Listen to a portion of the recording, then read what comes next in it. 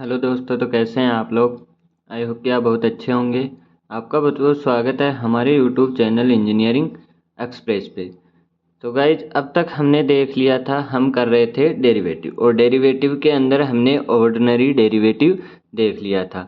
हम क्या कर रहे थे, चार टाइप पढ़ रहे थे, उसमें से एक टाइप हमने देख लिया था, ऑर्डिनरी डेरिवेटिव। आज हम क्या देखने वाले हैं, आज हम देखने वाले हैं partial derivative and homogeneous function, या फिर आप बोल सकते हैं होमोजीनियस डेरिवेटिव। और फिर हम पढ़ेंगे यूलर थ्योरी। ठीक है, तो ये चीज़ हम पढ़ने वाले हैं, तो चलिए करते हैं बिना देरी के शुरुआत।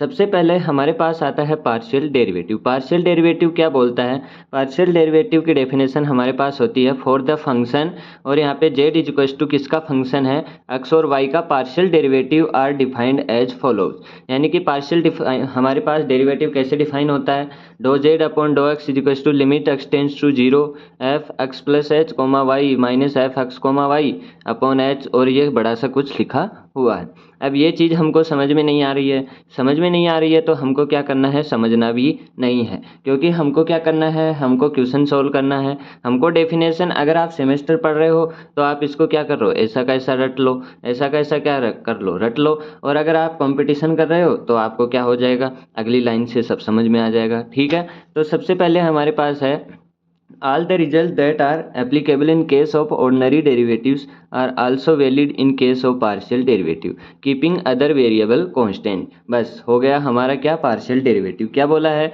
कि जो जो हमने ऑर्डिनरी डेरिवेटिव में रिजल्ट्स पढ़े थे वो सब के सब क्या कर सकते हैं, आप यहाँ पे लगा सकते हैं। आप क्या कर सकते हैं, यहाँ पे लगा सकते हैं। और आपको क्या करना है, दूसरा वाला जो वेरिएबल है वो क्या करना है, कांस्टेंट रखना है। ठीक है, तो कैसे करते हैं, यहाँ पे आपको दिखा रखा है doh square Z upon dough X dough Y पूछा है। किसी भी चीज़ का आपको क्या पूछा है, doh square Z upon dough X dough Y. तो हमको क्या करना है, doh upon dough X doh Z doh Y, या तो आप ऐसे कर सकते हैं, या आप क्या कर सकते हैं, doh upon dough Y doh Z upon dough X. यानी कि आप पहले क्या कर सकते हैं, एक्स के रिस्पेक्ट में डेरिवेटिव करके फिर वाई के रिस्पेक्ट में कर सकते हैं, या फिर आप क्या कर सकते हैं, पहले वाई के रिस्पेक्ट में करके फिर एक्स के में कर सकते हैं।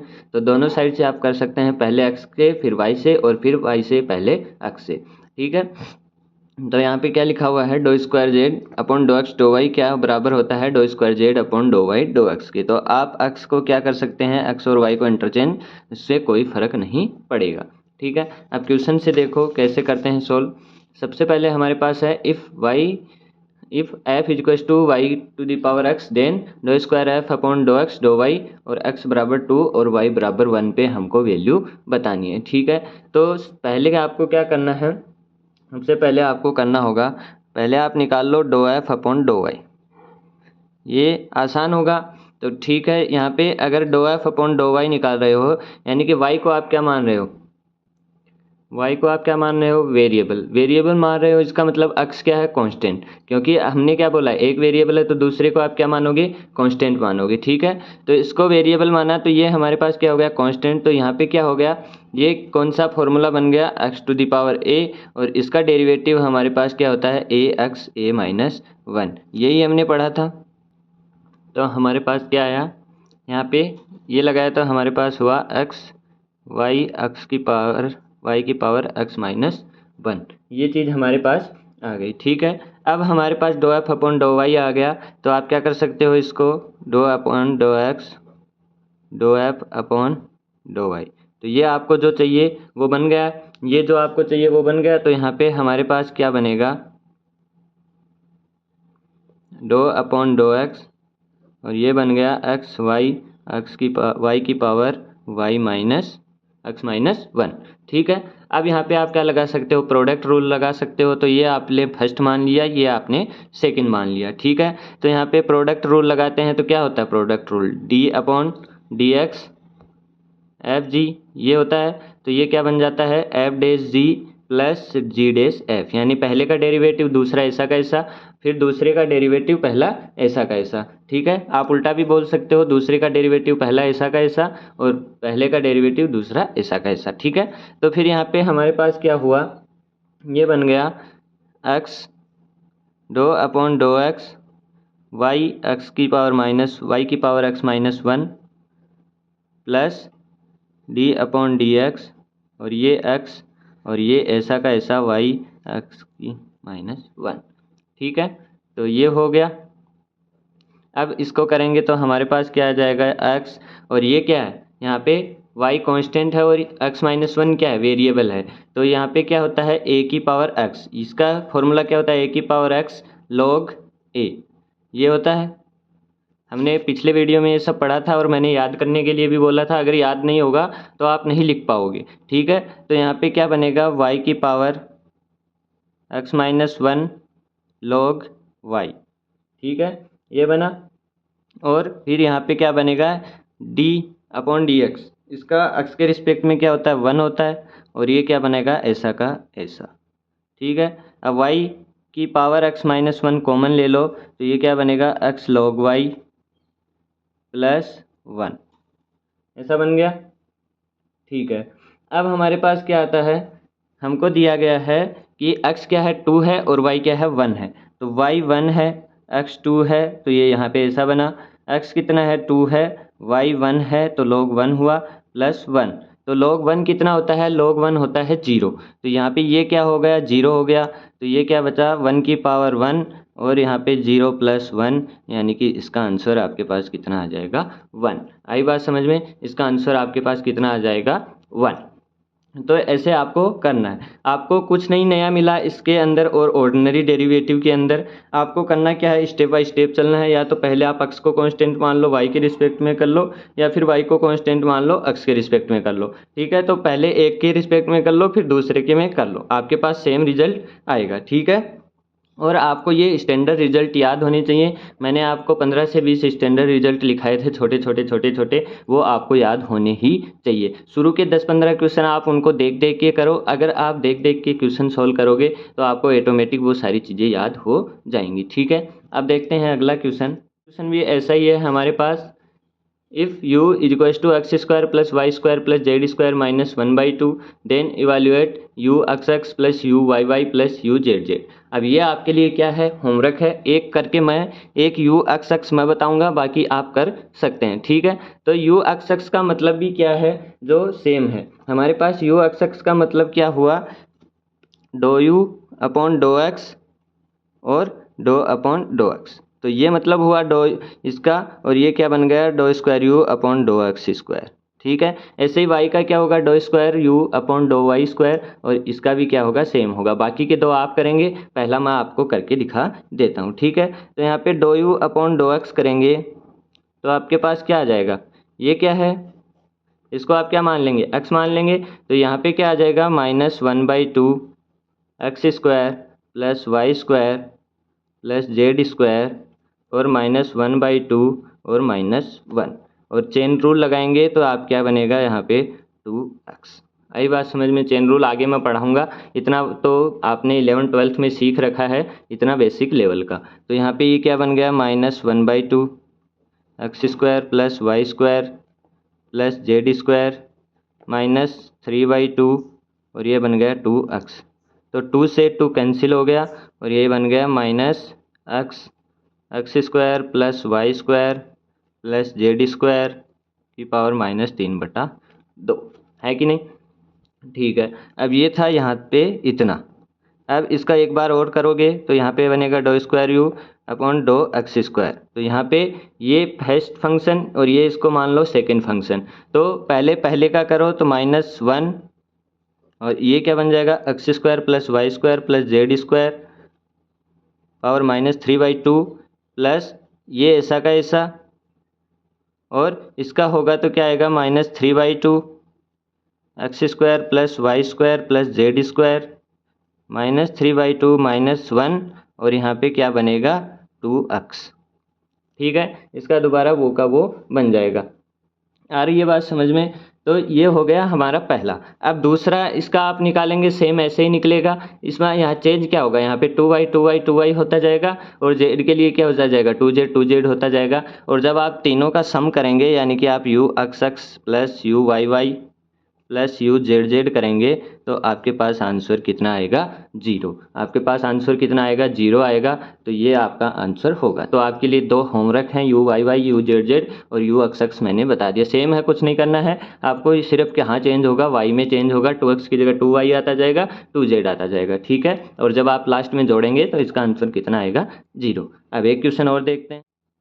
क्वेश्चन क्या बोल रहा है, क्वेश्चन बोल रहा है if r is equal to X square plus Y minus Z and Y cube plus Z cube plus 4 plus Y Z minus X Y is equal to 3 where x and y are independent variable then D R upon D X हमको पूछा गया। अब यहाँ पे clearly क्या बोला गया है कि where x and y are independent.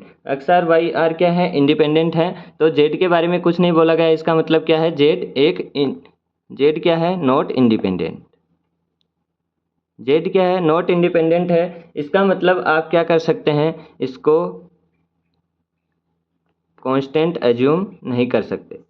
आई बात समझ में, इसको आप क्या नहीं एज्यूम कर सकते, कांस्टेंट है कि नहीं।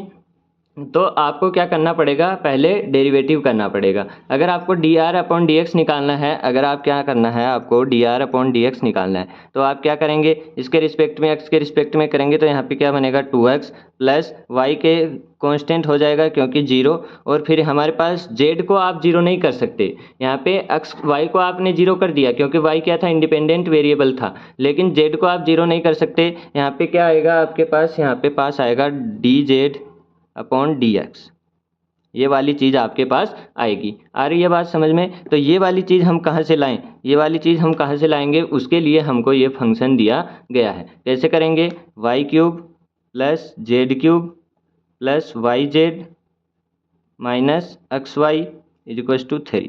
तो डी अपॉन डी एक्स निकालो तो ये क्या होगा, Y cube plus D upon D X Z cube plus Y Z D upon D X और एक्स वाई का डेरिवेटिव और 3 का डेरिवेटिव, ऐसे लिख सकते हैं, ठीक है।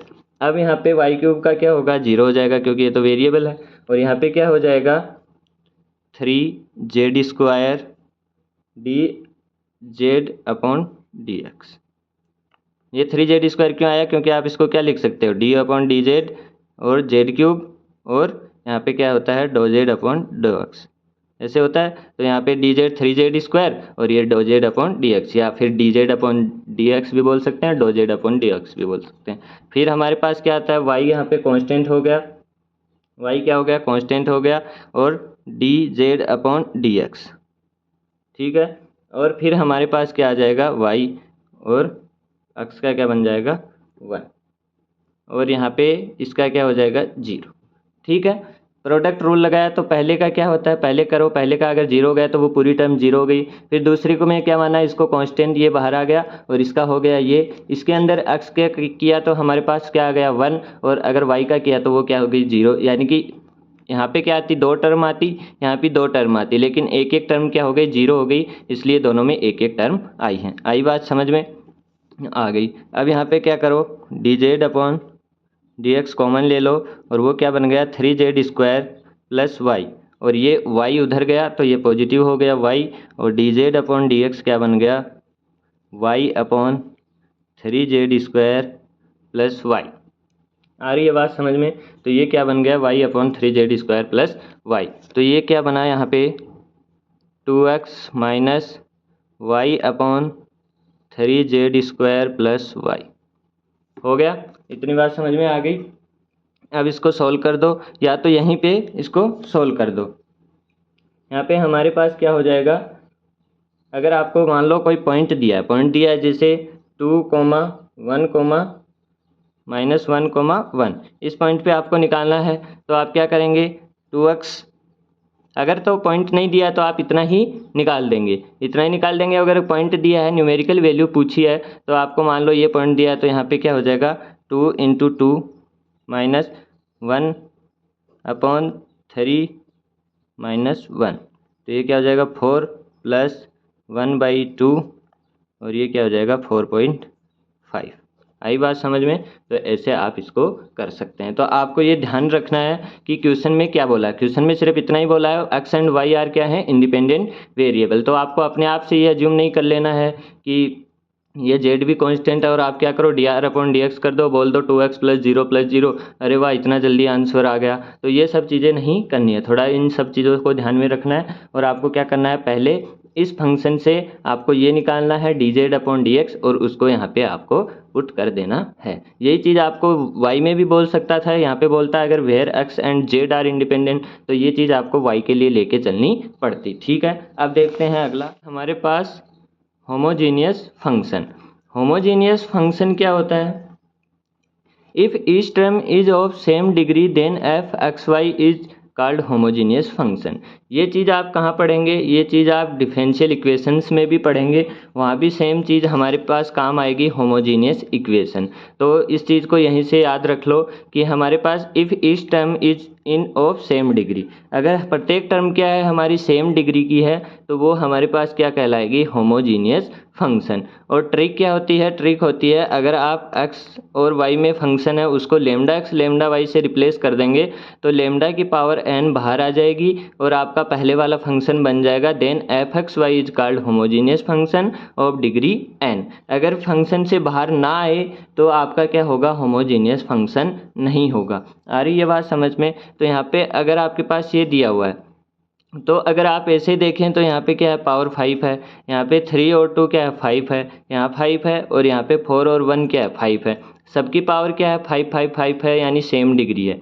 अब यहाँ से तो हमको समझ आ रहा है, लेकिन कोई नया है जिसने कभी देखा ही नहीं है वो कैसे सोल्व करेगा? तो वो करेगा लेमडा एक्स और लेमडा वाई को रखेगा। तो यहाँ पे लेमडा एक्स लेमडा वाई इसके अंदर समझ में आ रहा है। अब इस फंक्शन के अंदर बता दो फिर, तो ऐसे फंक्शन में क्या होगा, समझ में नहीं आएगा। तो यहाँ पे रखो 4 लेमडा एक्स की power 5 plus lambda X square lambda X cube plus 3 lambda Y की पावर 5 प्लस 2 लेमडा एक्स की पावर 4 और लेमडा वाई। तो यहाँ पे क्या होगा, 4 लेमडा 5 एक्स की power 5 plus lambda square X square lambda cube Y cube plus 3 lambda की पावर 5 वाई की पावर 5 प्लस 2 लेमडा की पावर 4 एक्स की पावर 4 लेमडा और वाई। तो यहाँ पे आप लेमडा कॉमन लेंगे तो लेमडा की पावर 5 4x की power 5 plus X square Y cube plus 3y की पावर 5 प्लस 2x की पावर 4y, ये चीज़ कॉमन आ गई। यानी कि ये वाला फंक्शन क्या बन गया, आपका पहले वाला फंक्शन ही वापस बन गया। ये वाला फंक्शन ही आपका वापस बन गया एफ एक्स कोमा वाई, और बाहर क्या आया, लेमडा की पावर 5। तो अगर आपको कोई पूछे ये होमोजीनियस फंक्शन है कि नहीं, बिल्कुल है, होमोजीनियस फंक्शन है। और कितने डिग्री का है, तो आपको क्या बताना है, ये 5 डिग्री का होमोजीनियस फंक्शन है। आ रही है बात समझ में? 5 डिग्री का होमोजीनियस फंक्शन है। अब इसके अंदर देखें तो यहाँ पे क्या होगा, यहाँ पे आप रखो x की जगह और y की जगह लेमडा x रखेंगे तो यहाँ पे क्या हो जाएगा, u lambda x comma lambda y is equals to log, और यहाँ पे क्या बनेगा, एक बार इसको वैसे लिख दो log x upon log y, यहाँ पे ऐसा हो सकता है। तो ये क्या बनेगा, log x upon y, property होती है लॉग की, उससे ये हो सकता है। तो यहाँ पे क्या बन जाएगा, लॉग x की जगह लेमडा x अपॉन y की जगह लेमडा y, ये हो गया। तो यहाँ से लेमडा क्या कट गया, तो यहाँ पे हमारे पास क्या हो गया, लॉग x अपॉन y। ठीक है, ये वाली चीज़ आपके पास आ गई। तो यहाँ पे लेमडा की पावर कितनी आ रही है, 0, कोई पावर कॉमन नहीं आ रही है, लेमडा की पावर 0 आ रही है, और वहाँ पे हमारा फंक्शन पहले जैसा ही वापस आ गया। तो यहाँ पे ये क्या है, एक होमोजीनियस फंक्शन है कि नहीं, ये एक होमोजीनियस फंक्शन है। होमोजीनियस फंक्शन अगर डिग्री 0 आ रही है तो इसका मतलब ये नहीं बोलना है कि होमोजीनियस फंक्शन नहीं है, होमोजीनियस फंक्शन है, लेकिन इसकी डिग्री कितनी है, इसकी डिग्री हमारे पास कितनी है, 0। यानी कोई n की वैल्यू पूछे या डिग्री की वैल्यू पूछे तो वो कितनी है, वो हमारे पास 0 है। ठीक है, तो ये हुआ हमारा होमोजीनियस फंक्शन कैसे पता करते हैं वो चीज़। अब पढ़ते हैं इस पे बेस्ड थ्योरी, वो है हमारे पास यूलर थ्योरम। यूलर थ्योरम क्या बोलती है, let u is to u x comma y is homogeneous function. सबसे पहले तो हमको क्या पता लगना चाहिए कि ये होमोजीनियस फंक्शन है या नहीं है। ये चीज़ हमको पता लग गई, उसी के बाद हम क्या लगाएंगे, यूलर थ्योरम लगाएंगे, क्योंकि पहली कंडीशन ही क्या है हमारी, u x comma y is a homogeneous function of degree n क्या हो सकती है, 0 भी हो सकती है। देन हमारे पास x doh you upon dough x plus Y dough you upon dough Y क्या होगा, n क्या है हमारे पास, डिग्री। और अगर हमको पूछा X square dough square U upon dough X square plus 2xy do square U upon dough X dough Y plus Y square dough square U upon dough Y square, तो हमारे पास क्या होगा, n into N minus one U, यानी degree into degree minus one into U. ठीक है, और note में क्या लिखा हुआ है, नोट में लिखा हुआ है if z is equal to u plus v. U क्या है, होमोजीनियस ऑफ n1 डिग्री है, और होमोजीनियस ऑफ n2 डिग्री क्या है, v है। तो आपको क्या करना है, सेम वही चीज़ें लगानी है, n1 u plus n2 u अलग अलग जोड़ देना है दोनों को, n1 minus one u plus n2 into n2 minus one v। ठीक है, तो सबसे पहले आपको दिया हुआ है ये वाली चीज़, ये चीज़ आपको क्या, स्टैंडर्ड रिजल्ट आपको याद कर लेना, n u n into N minus one u. और ये चीज़ें भी आपको पता होनी चाहिए कि ये वाला एग्जैक्ट होना चाहिए। कई बार यहाँ पे क्या कर देता है, उल्ट पुल्ट कर देता है, और हम सोचते हैं वही चीज़ पूछी है और तुरंत से लिख देते हैं। ठीक है, तो यहाँ पे क्या होगा, जेड एक्स की पावर 1/3 प्लस 1/3 और अपॉन एक्स की पावर 1/4 प्लस 1/4। तो इसकी डिग्री हमको पता करनी है, इसकी डिग्री पता करनी है, तो हम क्या करेंगे, आराम से चलेंगे अपने कॉमन रूल से। तो वो क्या करेंगे, एक्स लेमडा एक्स की पावर 1/3 प्लस लेमडा वाई की पावर 1/3 अपॉन लेमडा एक्स की पावर 1/4 प्लस लेमडा वाई की पावर 1/4। तो यहाँ पे क्या कॉमन आ गया, लेमडा 1/3 और एक्स 1/3 प्लस वाई की पावर 1/3, और यहाँ पे भी क्या कॉमन आ गया, लेमडा 1/4 एक्स 1/4 प्लस वाई की पावर 1/4। तो ये क्या बन गया, लेमडा 1/3 माइनस 1/4, और यहाँ पे क्या बनेगा, नीचे 12 है 4 माइनस 3, और ये क्या बन गया, लेमडा 1/12 है। तो आपके पास n क्या आ गया, n आ गया 1/12 है। ठीक है, ये आ गया। तो यहाँ पे रखो, यहाँ पे रखेंगे तो x doh Z upon dough x plus Y doh Z upon dough Y, ये क्या होता था, एन यू, ये क्या होता था, एन यू होता था। तो n यहाँ पे कितना है आपके पास, 1/12 है, n कितना है, 1/12 है, और u आपको यहाँ पे रख देना। u यहाँ पे क्या है, u यहाँ पे है आपका z, u यहाँ पे आपका क्या है, z है।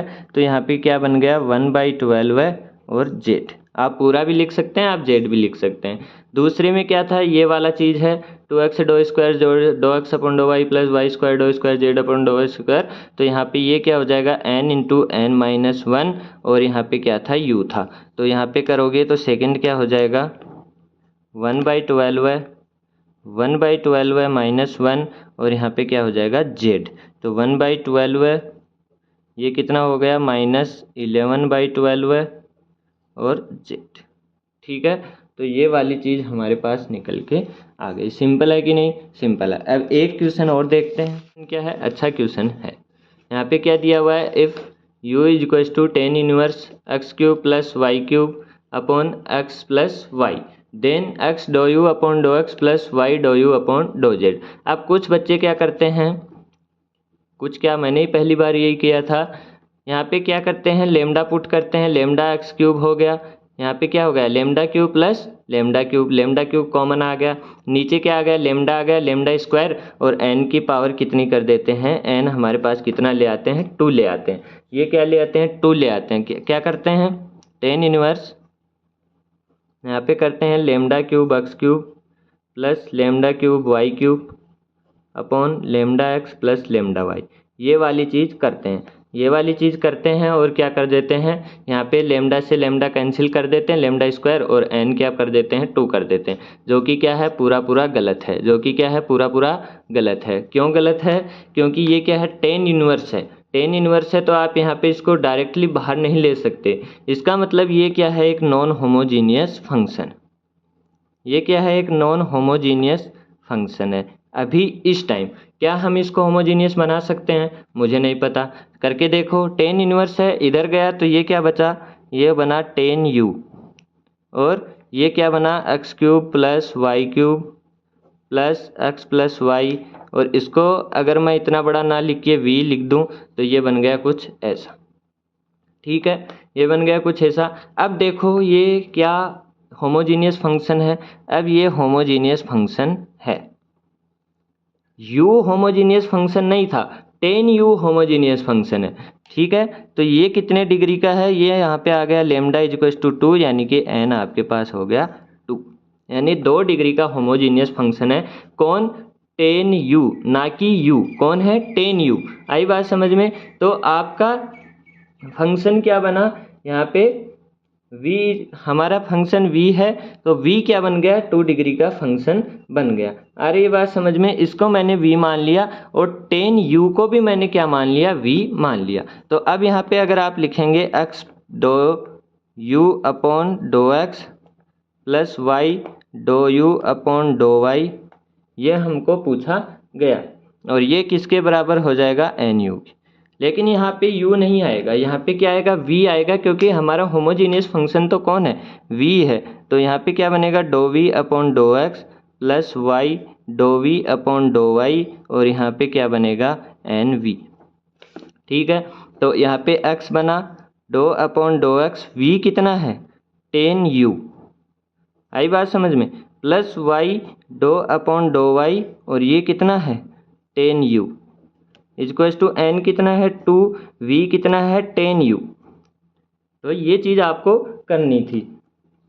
अब हमारे पास क्या होता है, x doh upon doh u, tan u doh you upon dough x, plus Y doh upon doh u, tan u doh you upon dough Y. ये चीज़ हम लिख सकते हैं क्योंकि ये वापस कैंसिल होके वही चीज़ बन रही है।